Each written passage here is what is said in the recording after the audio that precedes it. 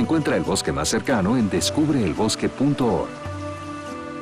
El bosque, más cerca de lo que crees.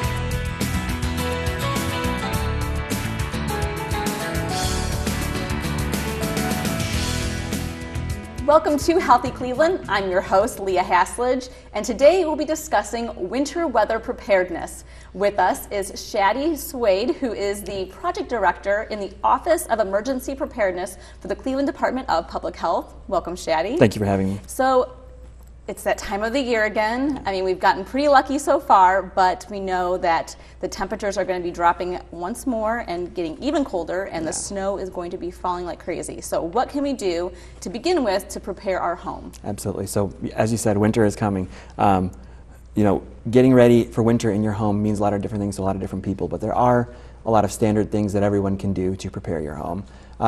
Now is as good a time as any to check your smoke detectors, check your furnace, make sure that all the equipment in your home is operating properly, just making sure that your windows are sealed, that everything is ready should that winter weather strike kind of unexpectedly as it is known to do. Is it too late to insulate? It's not too late to insulate. It's never too late.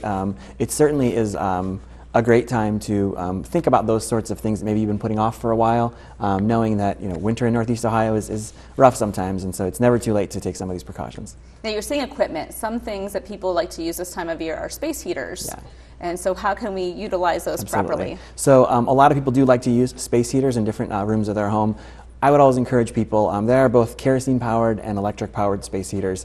A lot of the electric ones are usually safer. A lot of times they'll have a shut-off feature that if you forget to turn it off, maybe when you go to work in the morning or something like that, it'll shut itself off. The kerosene ones can be tricky. They can spark a fire, and whether you're using any kind of space heater, it's always good to make sure that you're keeping it away from drapes, away from clothes on the floor, just putting it in a location where it's not going to spark or tip over or catch fire. If you have young children or pets, you don't want them to get too close to it as well. So taking those kinds of precautions when you try to warm your home.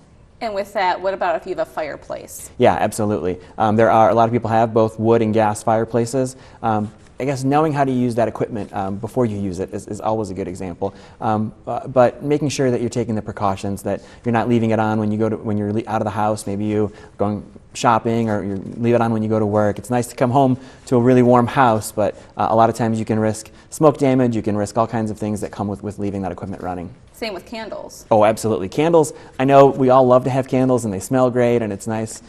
Creates a nice ambiance in the home sometimes, but they are really dangerous, and they are really something that you want to use kind of sparingly if you need to, and again, making sure that they're out of reach of children and pets and things of that nature.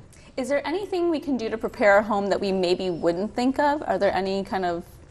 Sure. I mean, I guess, as I kind of said off the top, this is always a great time of year to make sure those smoke detectors are working.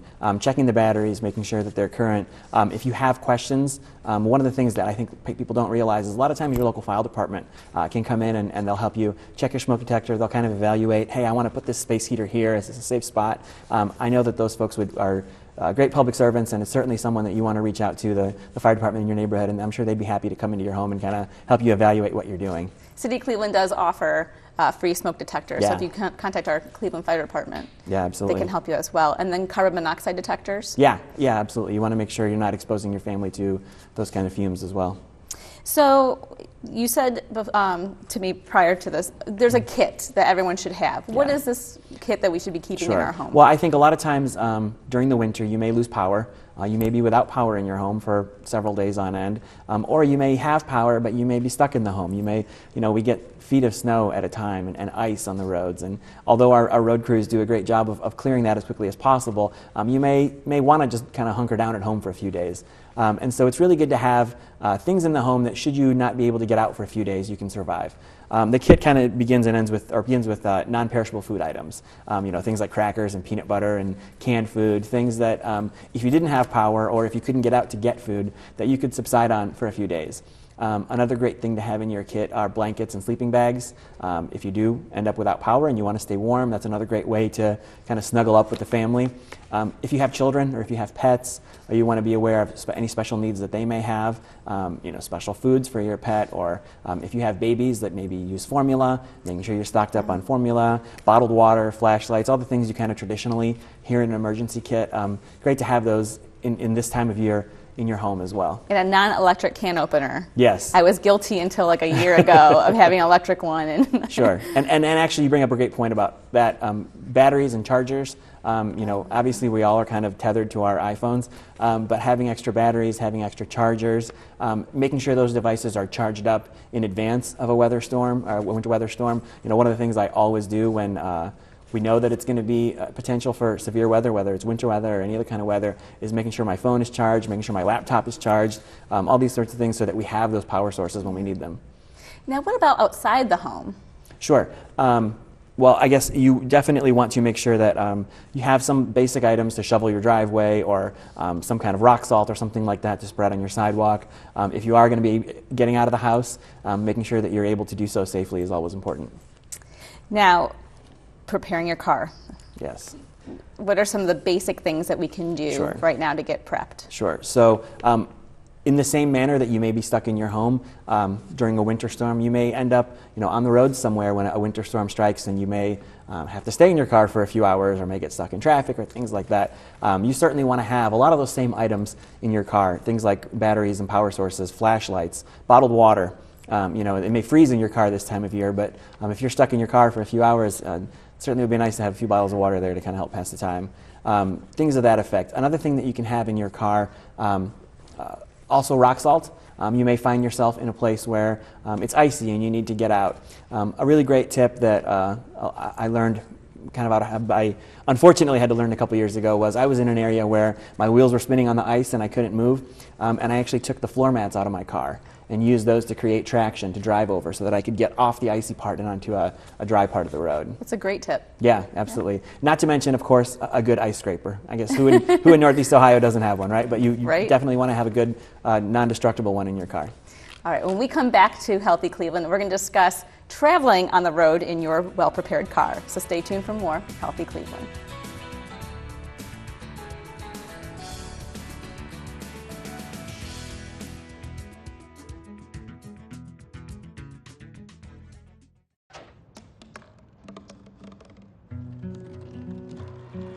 Todos tenemos un sueño.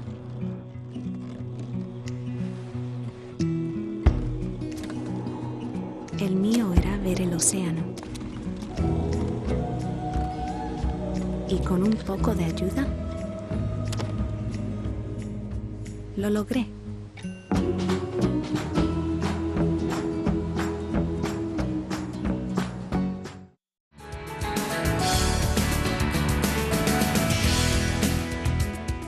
Welcome back to Healthy Cleveland. I'm Leah Hasledge, and we're discussing winter weather preparedness. With us is Shaddy Swade from the Cleveland Department of Public Health's Office of Emergency Preparedness. So now we've got our car prepared, and we're heading on the road. Sure. What can we do now to take precaution and be ready for anything? Sure.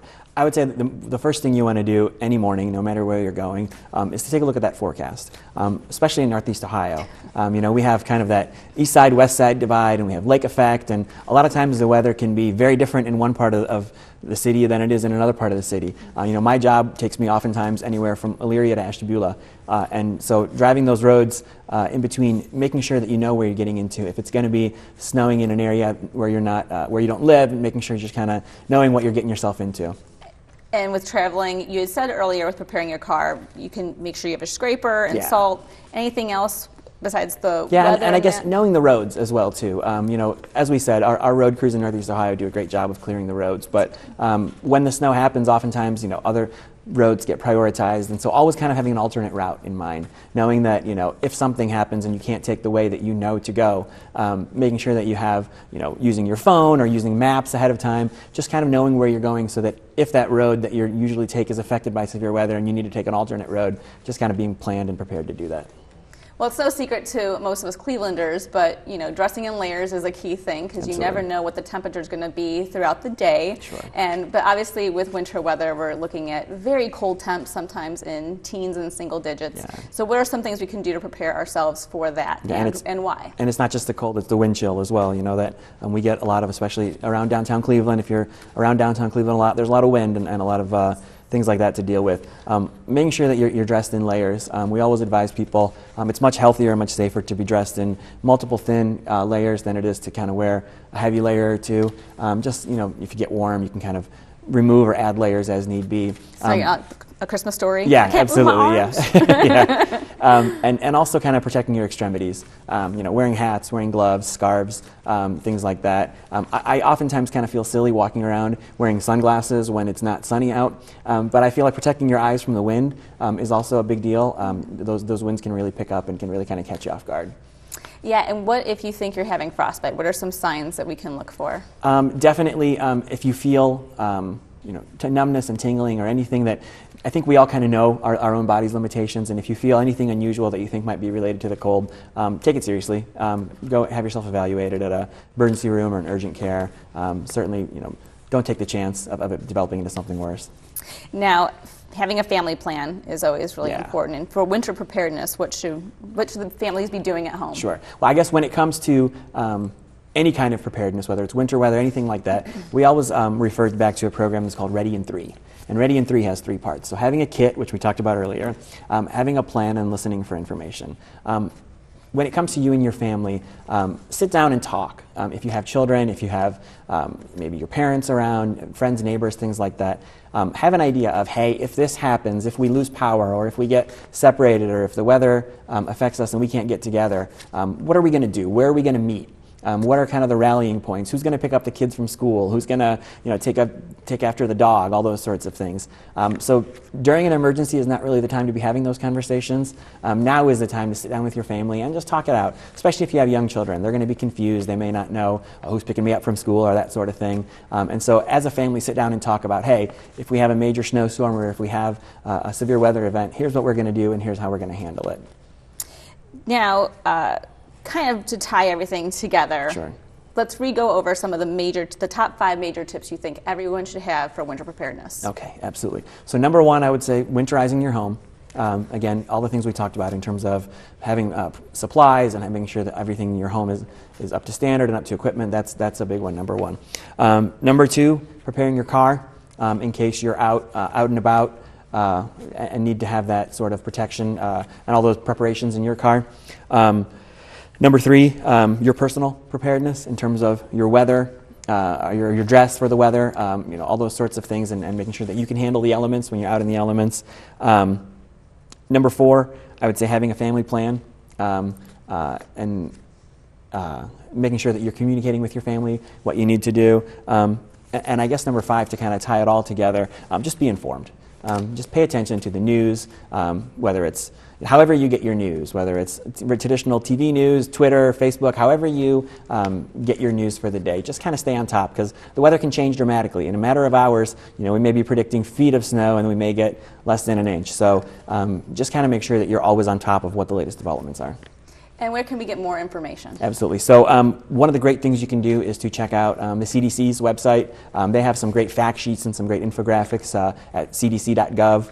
If you just go in there and search for winter weather, there's a lot of information there. And we'll link to a lot of information from our website as well, the Cleveland Department of Public Health. Well, thank you so much, Shaddy, for being here today on Healthy Cleveland, and thank you so much for tuning in. Make sure you get your family and your home prepared for this winter, and for more information, like you said, check out the CDC website as well as TV20cleveland.com. I'm Leah Haslage. Thanks for watching.